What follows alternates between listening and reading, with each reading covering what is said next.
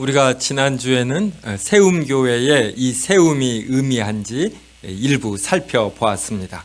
골로새서 2장 7절에 보면은 예수 그리스도 안에서 세움을 그 안에 뿌리를 박으며 세움을 받아. 그래서 여기에서 세움교회 이름이 나왔고, 그래서 그리스도 안에서 세움을 받은 자로서 또 다른 자를 세워야지 된다. 이러한 내용이었습니다. 이렇게 그리스도 예수께서는 모든 지혜와 지식의 보화이시고 근원이시고 우리에게 모든 것이 됩니다. 그런데 이 골로새 교인들은 예수 그리스도에 대해서 이러한 올바른 생각에서 벗어나 무엇에 빠졌느냐면 오늘 본문 16절 보십시오.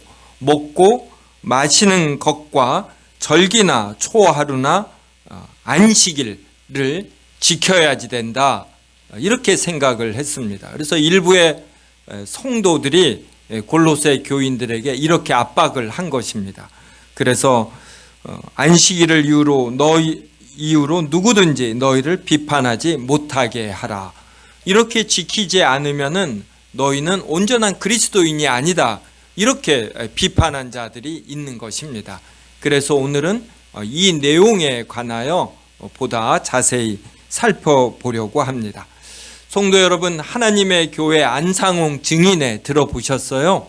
네, 성도 여러분이 이제 대중교통을 이용해서 돌아다닐 때에 신호등, 횡단보도 여기에 서 있으면 아주 양복 같은 것을 잘 차려 입고 주로 좀 젊은 사람들이에요. 그리고 컴퓨터를 하나 들고 있습니다. 그러면서 잠깐 설문조사를 한다라든지 이러한 것으로 접근을 해요. 그리고 이 노트북에 있는 화면을 보여주면서 이렇게 혹하는 내용으로 끌어들이는 사람들입니다. 이들은 하나님 아버지만이 아니라 하나님 어머니도 있다, 이렇게 주장을 합니다. 그래서 하나님 어머니도 믿어야지 된다. 그러니까 이단들도 여러 종류가 있는데 하나님의 교회 안상홍 증인회는 좀 이렇게 질이 떨어지는 이단 같아요. 제가 볼 때는. 제가 여기에 속한 사람을 이렇게 빠져나오게 하기 위해서 대화한 적이 있었습니다. 이단들의 일부는 대화하자, 무엇이 옳은지 서로 대화하자, 그러면 바로 이 성경책을 꺼냅니다. 그래서 성경책에서 자신들이 주장하는 이러한 구절들을 보여줘요. 이러면서 이것에 근거해서 우리의 주장은 이렇다라는 겁니다. 그때 이 사람이 저에게 보여준 성경 구절이 무엇이냐면 바로 마태복음 5장 17절에서 19절입니다. 주보에 적어 놓았어요. 네, 저와 한 절씩 읽겠습니다. 내가 율법이나 선지자를 폐하러 온 줄로 생각하지 말라. 폐하러 온 것이 아니요 완전하게 하려 함이라. 진실로 너희에게 이르노니 천지가 없어지기 전에는 율법의 일절을 이루고 결코 없어지지 아니하고 다 이루리라. 같이 읽습니다. 그러므로 누구든지 이 계명 중에 지극히 작은 것 하나라도 버리고 또 그같이 사람을 가르치는 자는 천국에서 지극히 작다 일컬음을 받을 것이요 누구든지 이를 행하며 가르치는 자는 천국에서 크다 일컬음을 받으리라. 그래서 예수님은 절대로 율법을 폐하러 오신 것이 아니다. 그래서 율법의 1.1획도 천지가 없어지기 전에는 없어지지 아니한다. 이제 이 내용이에요. 그러면서 왜 개신교인들 당신들은 유월절을 지키지 않습니까? 이래요. 그리고 안식일을 왜 구약시대와 달리 토요일이 아닌 일요일에 지킵니까? 이러는 겁니다. 그러면서 자기들은 이 마태복음 5장의 말씀을 그대로 받아들여 유월절도 지키고 안식일도 일요일이 아닌 토요일에 지킨다, 이렇게 말하는 것입니다. 성도 여러분은 이렇게 이단이 주장을 하면은 어떻게 반박을 하겠습니까? 네. 바로 이러한 반박을 위해서 우리가 하나님의 말씀을 공부하고 이제 특별히 교리를 공부하는 것이에요. 교리는 성경을 잘 이해하기 위해서 공부합니다. 특별히 성경의 일부 내용만이 아니라 성경의 전체 내용, 성경에 있는 모든 내용을 잘 종합해서 정리해 놓은 것이 교리다. 이제 이럴 수가 있는 것이에요. 네. 그래서 성경에 율법이라는 단어들이 참 많이 나옵니다. 이것들을 전부 종합해서 분류하면은 이 주보에 적어 놨는데 이렇게 세 가지로 말할 수가 있는 것이에요. 그래서 이 세 가지 중 마태복음 5장 17절에 있는 율법은 도덕법인지 시민법인지 의식법인지 이것을 한번 알아맞혀 보셔요. 네. 먼저 도덕법은 하나님의 의로움, 하나님이 정하신 의, 이거에 관한 완전한 규범입니다.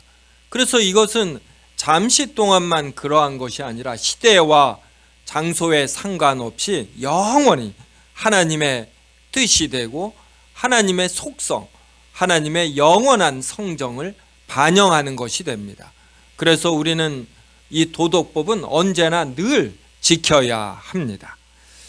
그 다음에 이 시민법은 이스라엘은 그 자체로 하나의 국가입니다. 그래서 국가 차원에서 지켜야 하는 법이 있어요. 그래서 히브리 종을 6년간 종으로 부리면 7년째는 어떻게 해야지 됩니까? 풀어줘야지 됩니다. 그 다음에 소가 받는 버릇이 있어요. 이런 받는 버릇이 있는 소를 그대로 놓아두어 누가 다른 사람이 피해를 입었다. 그러면 이 소 주인이 이런 또 목숨을 내놔야지 됩니다. 눈에는 눈, 이에는 이, 이러한 배상법이 있습니다. 그래서 국가에 속한 사법적 율법을 시민법이라고 할 수 있습니다. 그러면 이 시민법이 신약시대에서는 어떻게 되는가? 네, 이것은 이 시민법이 지니는 일반적 정당성, 이것만 이 신약시대에 유효하지 이것을 그대로 지금 시대에 지킬 수가 없습니다. 누가 어떠한 사람에게 돈을 빌려주었는데 6년 동안만 이자를 받고 7년이 되면은 받지 않는다. 이러한 구약의 법이 이 신약 시대에 일반적인 국가에서 통용되지 않습니다. 하지만 7년째 이 빚을 탕감해 주라는 것은 어려운 사람을 동정하고 도와주라 이런 의미입니다. 그래서 이러한 일반적 정당성이 지금 이 신약 시대에 여러 국가에 적용이 됩니다. 그 다음에 의식법입니다. 의식법은 예수 그리스도의 존재와 그분께서 하시는 은혜, 사역, 고난, 죽음 이러한 것을 의미합니다. 그래서 태어난 지 8일 만에 행하는 할례, 매년 구약시대 이스라엘 백성이 지켜야 하는 유월절, 그래서 그때 유월절 양을 매년 잡아서 먹습니다. 이 유월절 양은 앞으로 오실 그리스도를 의미하는 것이죠. 그 다음에 성전에서 드리는 각종 희생 제사, 이러한 것들이 의식법에 해당이 되는 것입니다. 자, 성도 여러분, 이렇게 우리가 도덕법, 시민법, 의식법 이렇게 분류를 했어요. 그렇다면 마태복음 5장 17절부터 19절에 나오는 이 율법은 어떠한 법에 해당이 되겠습니까? 바로 도덕법에 해당이 되는 것이에요. 도덕법은 영원히 하나님의 의에 완전한 규범이 되므로 천지가 없어지기 전에는 율법의 1.1획이라도 떨어지지 않습니다. 십계명으로 대표되는 도덕법은 우리가 늘 지켜야 하는 법인 것이에요. 그런데 이단들은 성경을 강조하기는 하는데 전체 성경이 아닙니다. 부분 성경이에요. 그래서 종교개혁이 이루어질 때 오직 성경과 함께 강조된 것이 전체 성경입니다. 성경의 전체 내용을 중요시 여겨야지 성경의 일부 내용만 중요시하면 이것은 편식이 되고 편견이 되고 편중이 돼요. 편자 들어가서 좋은 뜻을 가진 단어가 별로 없더라고요. 그래서 이단들은 성경은 강조하되 전체 성경이 아니라 자신들의 잘못된 주장을 지지하는 성경 구절들만 강조합니다.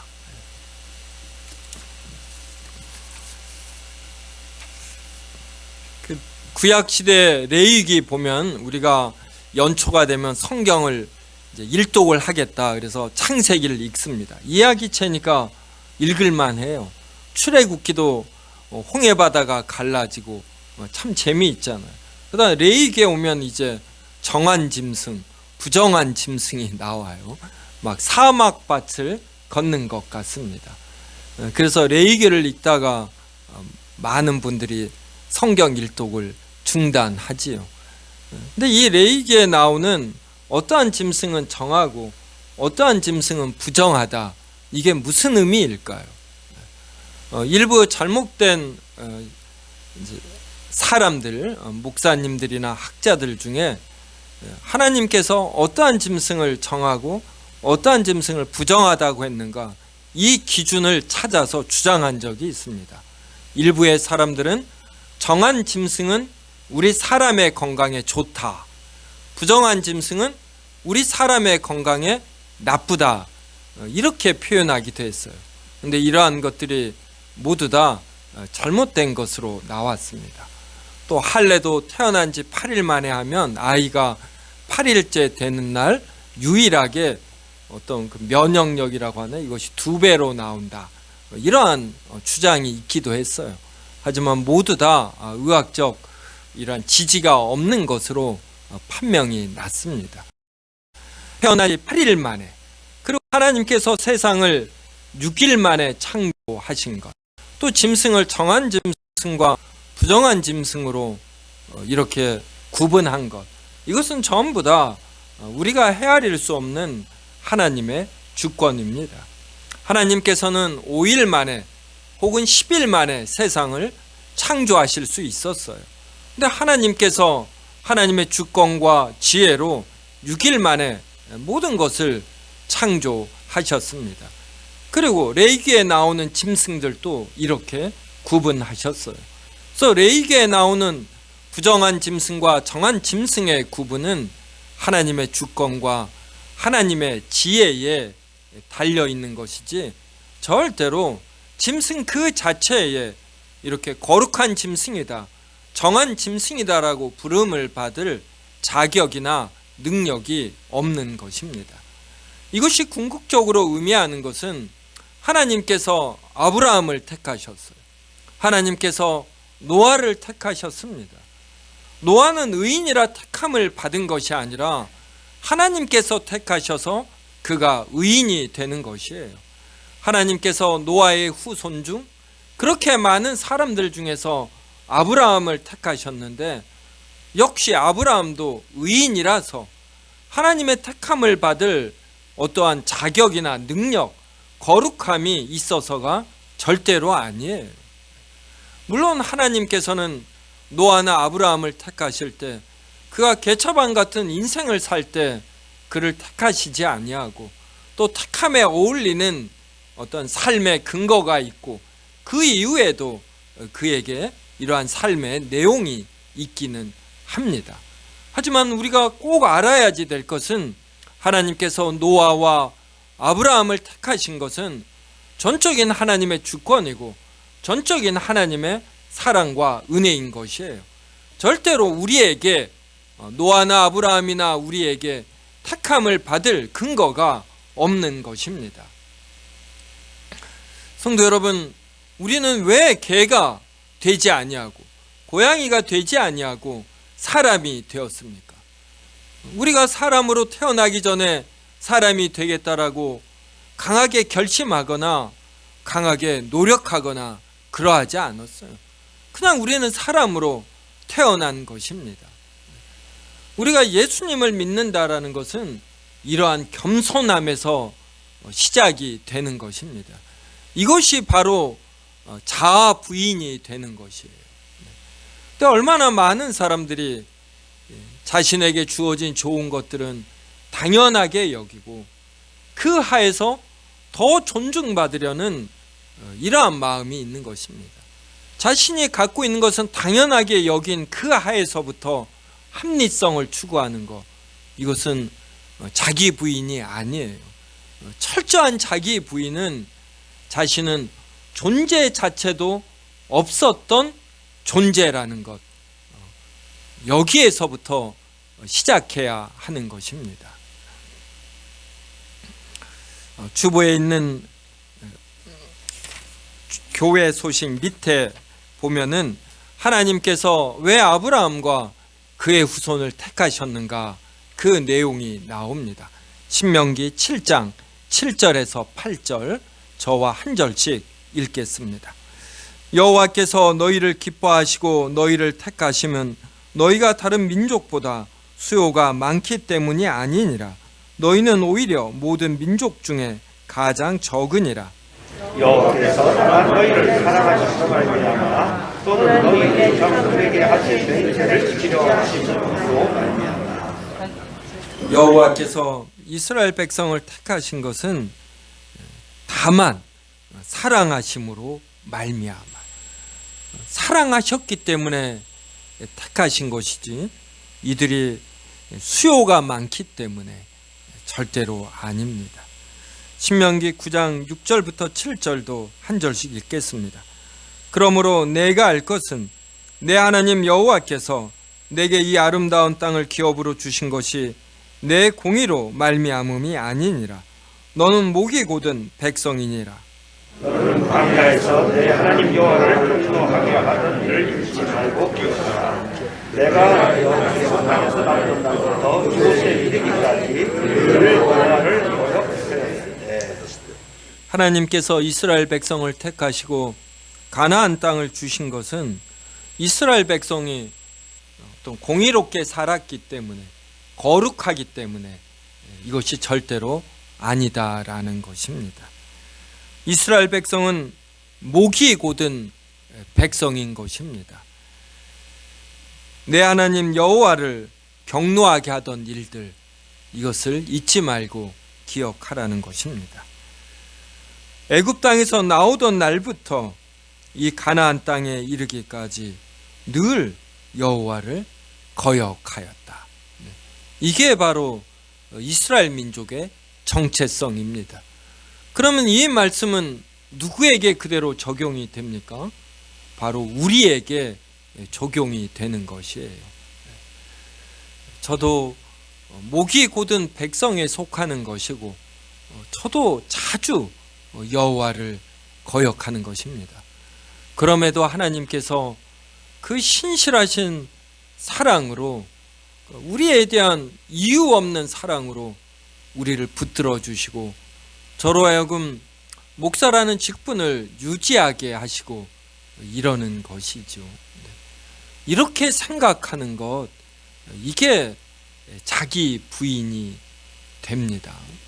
자신에게 선한 것이 없고 자신에게 현재의 주기를 행할 능력이 안 됨, 이것을 처절하게 깨닫는 것입니다.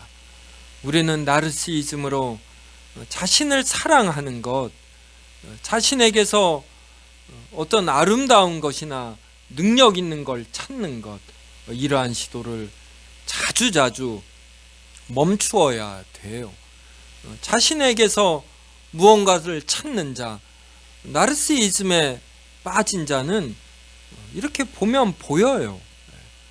무언가 교만스럽고 무언가 자기 세계에 들어가 있지요. 그래서 자신의 부족한 점이 무엇인가를 다른 사람은 아는데 정작 본인은 모르는 것입니다. 제 인생에서 저의 이 부족함들을 지금에 와서 보면 너무나 많이 보입니다.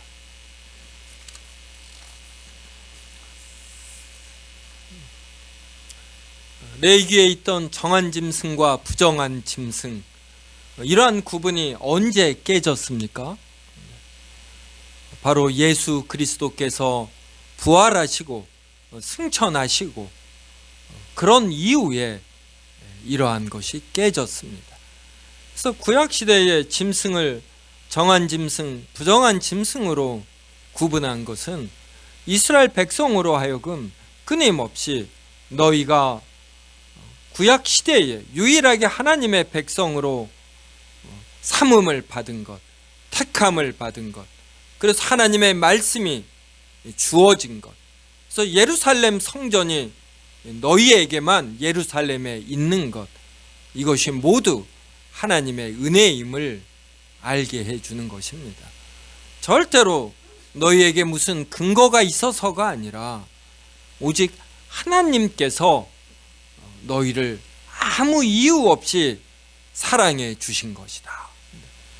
이러한 철폐가, 이러한 구분이 언제 철폐되었느냐면 예수님이 십자가에 죽으심 이후에, 그때서부터 이 구원이 유대인에게만 한정되지 아니하고 모든 민족에게로 전파가 된 것입니다. 하나님의 말씀이 유대인이 아닌 다른 민족에게도 전파되고 이것을 깨닫도록 하나님께서 하셨어요. 이것을 위해서 예수 그리스도의 부활 승천 이후에 성령님이 이 땅에 오셨습니다. 그래서 성령이 너희에게 임하시면 너희가 능력을 받고 예루살렘과 온 유대와 사마리아와 땅끝까지 복음을 전하라. 이러한 말씀이 사도행전 1장에 주어졌습니다. 그럼에도 불구하고 유대인들은 구약시대 동안 내내 너무나 오랜 시간 동안 자신들만 하나님의 백성으로 생각했고 자신들의 땅 예루살렘에만 성전이 주어졌기 때문에 이것을 받아들이기가 힘들었습니다. 그리고 이 성전 자체가 이제는 용도가 폐기되었다라는 것, 성전의 휘장이 위에서 아래로 찢어져 이제 더 이상 성전이 필요 없다라는 것, 이러한 것들을 받아들이지 못했어요. 그래서 하나님은 베드로에게 아주 자극적인 이러한 환상을 보여주셨습니다. 우리 이것을 찾아 읽어보겠습니다. 사도행전 10장 9절에서 17절입니다. 사도행전 10장 9절에서 17절입니다.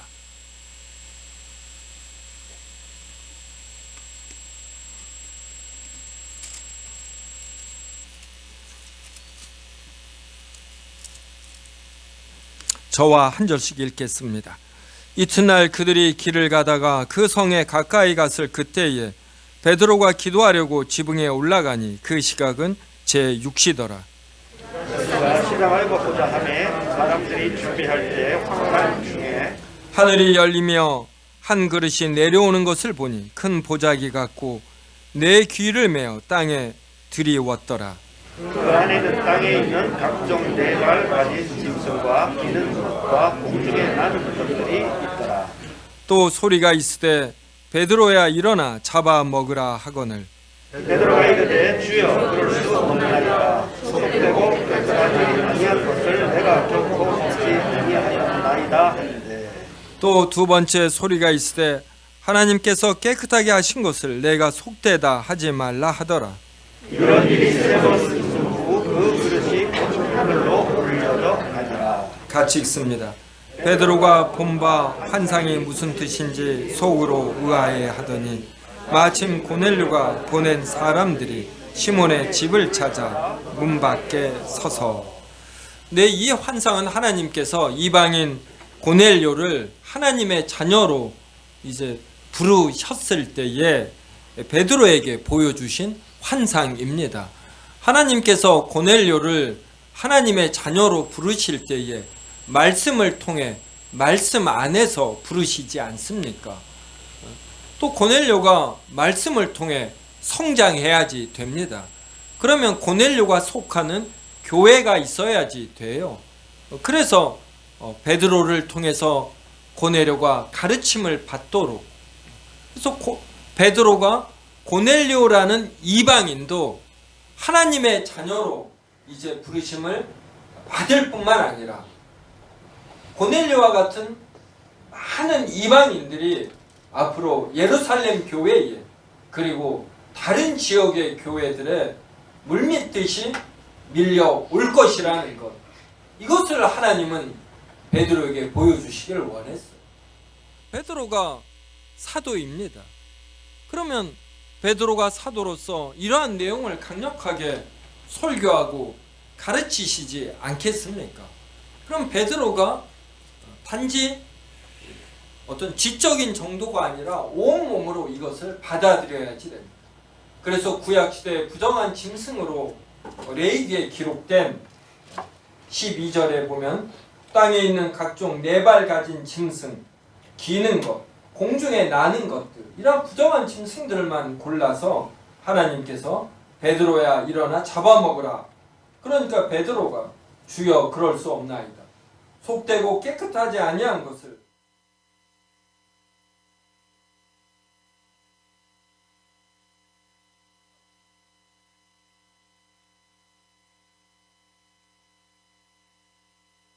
하지 말라.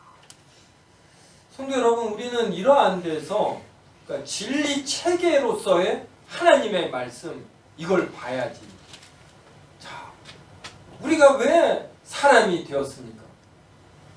하나님께서 우리를 너는 사람이다, 하나님의 형상을 지닌 사람이다, 이렇게 부르시며 이렇게 만들어 주신 것이, 여기에서 이러한 창세기 1장에 있는 하나님의 어떤 창조 역사를 우리가 봐야지 되는 것이에요. 베드로가 17절에서 본 바 환상이 무슨 뜻인지 속으로 의아해 했습니다. 그럼 레위기에 있는 정한 짐승과 부정한 짐승, 이것은 무엇을 의미하는가 생각해야지 되죠. 왜 하나님께서 노아를 부르셨고 아브라함만 그 시대에 부르셨는지, 그리고 아브라함의 후손들만 왜 하나님의 자녀가 되는지, 이걸 생각해야 되지 않습니까? 이것은 절대로 아브라함과 그 후손이 숫자가 많아서도 아니고 공의로워서도 아니에요. 아무 이유 없이 전적인 하나님의 사랑인 것입니다. 그러니까 이러한 내용이 성경 전체에 흐르는 것이에요.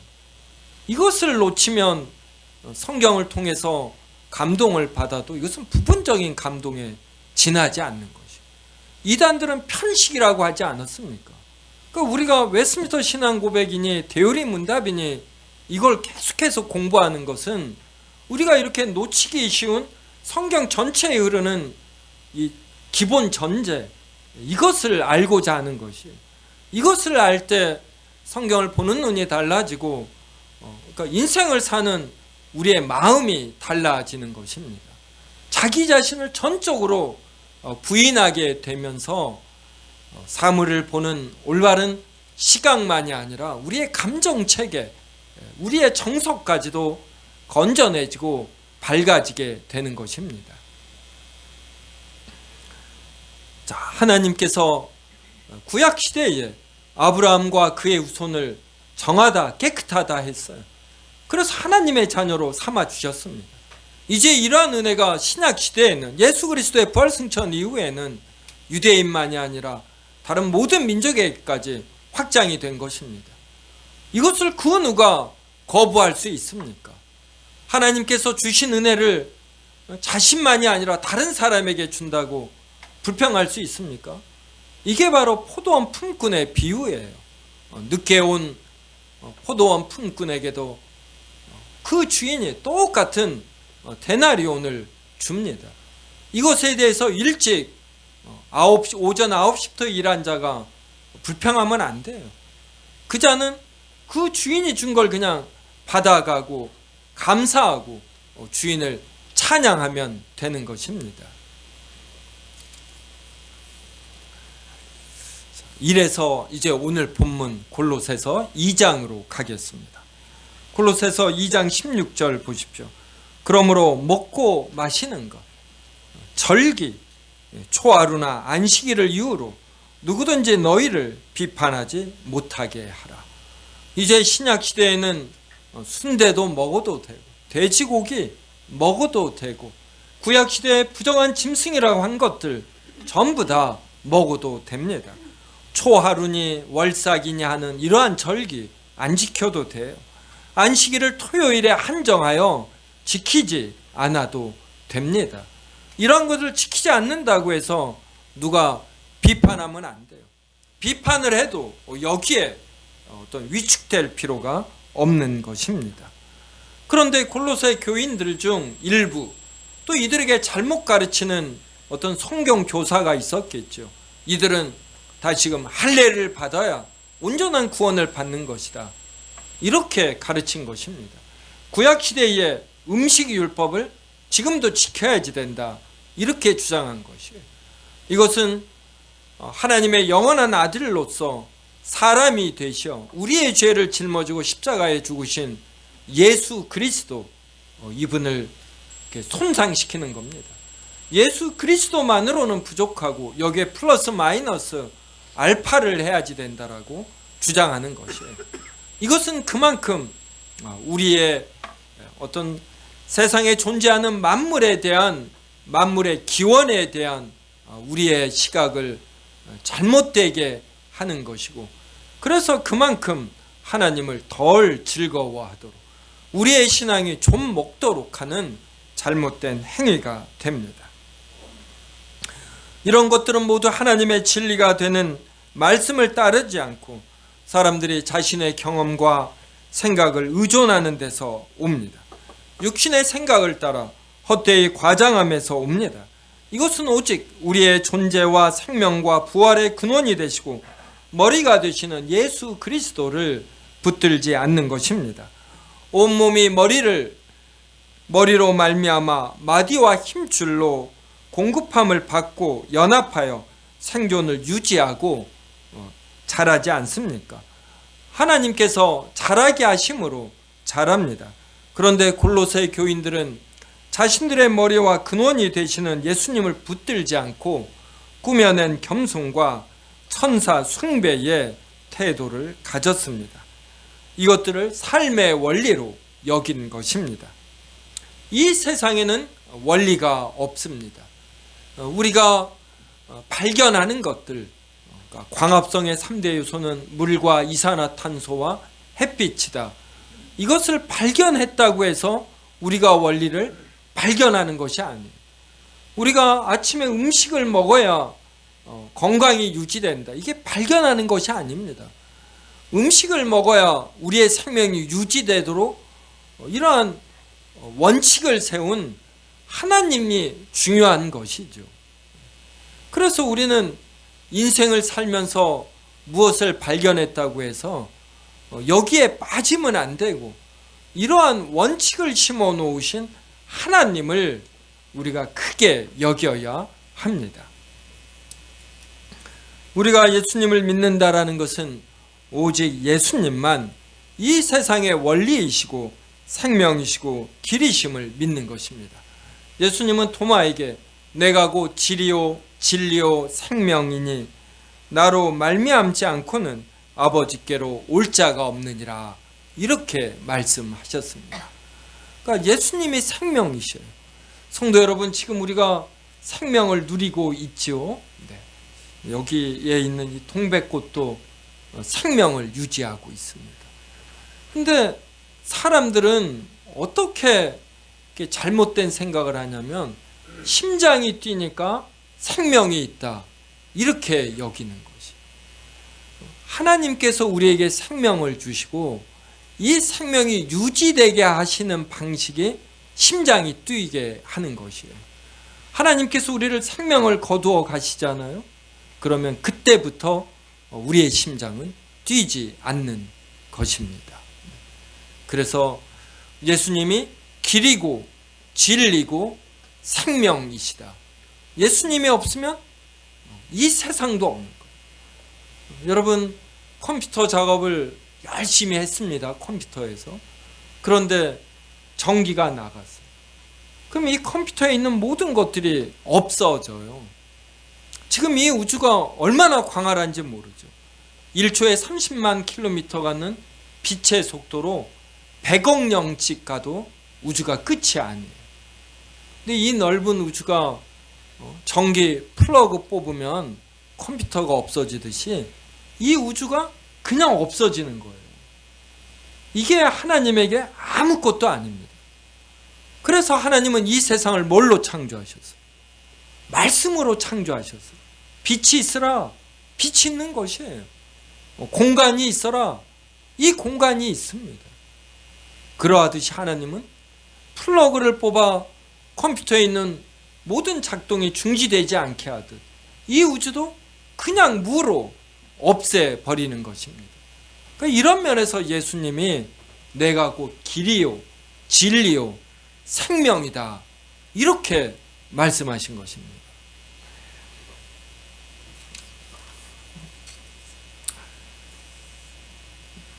우리가 이 땅에 사는 동안 먹고 써야 할 것들이 있습니다.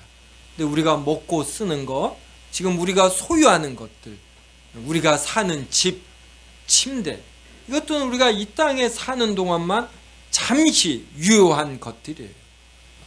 그래서 이러한 잠시 유효한 것들, 이러한 것들의 마음을 빼앗기면 안 되고, 길이 되고 진리가 되고 생명이 되시고 모든 것이 되시는 예수님에게 우리의 마음을 두고, 이제 그때부터 우리의 마음은 이 평안을 누리고 이렇게 올바른 사고를 할 수가 있습니다.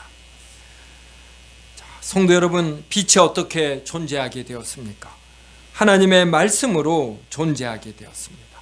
우리 사람이 어떻게 존재하게 되었습니까? 하나님의 사랑과 능력으로 존재하게 되었습니다. 이런 우리가 어떻게 죽음에서 벗어나고 부활하고 영원히 존재하게 됩니까? 오직 하나님의 뜻과 사랑과 은혜로만 가능합니다. 하나님께서는 이러한 일을 누구를 통하여 하셨느냐면 자신의 영원한 독생자 예수 그리스도로 말미암아 하셨어요. 그래서 하나님은 이 세상을 창조하실 때 성자 하나님 예수 그리스도와 더불어 창조하셨어요. 그래서 성경은 이것을 하나님께서 예수 그리스도로 말미암아 창조하셨다. 그래서 예수 그리스도에게 말미암아라는 이러한 표현을 계속해서 돌려요. 우리의 구원도 예수 그리스도로 말미암아 이루어졌어요. 예수 그리스도께서 사람이 되셔 모든 율법을 지키시고 고난을 받고 십자가에 죽으심으로 우리에게 영생과 부활, 구원이 가능해진 것입니다. 그런데 어찌 우리가 이것을 나타내는 그림자에 지나지 않는 구약의 의식법에 이렇게 매달림을 당하게 했으며, 그리고 이 땅을 살아가는데 잠시 필요한 것들의 마음을 빼앗기겠습니까? 예수님을 생각해서 우리의 마음이 넓어지고, 그래서 이 땅에 있는 여러 가지 것들을 잠시 부리는 이러한 통이 큰 자가 되어야 되는 것이에요. 이게 자유예요. 이게 자유. 우리는 오직 예수님만 붙들어야 합니다. 하나님의 영원한 독생자로서 우리를 위하여 고난을 받고 죽으신 예수님만 붙들어야 합니다. 예수님만 길이고 진리이고 생명이고 영원한 것들의 원리이십니다. 우리가 누리는 모든 즐거움과 기쁨, 우리를 생존케 하는 모든 원리들이 예수님에게 있습니다. 그러니까 빨리 이것을 알고 이것을 누릴수록 우리는 행복하고 기쁘고 우리의 부족한 인격을 넓게 만들어가는 경쾌한 자가 될 수 있습니다. 이러한 기쁨, 이러한 노력을 이번 한 주도 즐기시기 바랍니다. 기도하겠습니다. 하나님, 오늘 또 말씀을 통하여 예수 그리스도만 우리에게 길이 되고 진리가 되고 생명이 되심을 알게 하시니 감사하옵나이다.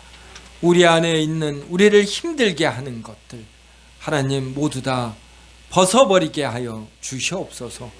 예수 그리스도만 모든 것인 줄 알므로 하찮은 것들 날려버리고 여러 것들로부터 벗어나 자유로운 자 되게 하여 주시옵소서. 하나님께서 이 땅을 살아가는데 우리가 누릴 즐거움들을 얼마나 많이 주었는지 모르옵나이다.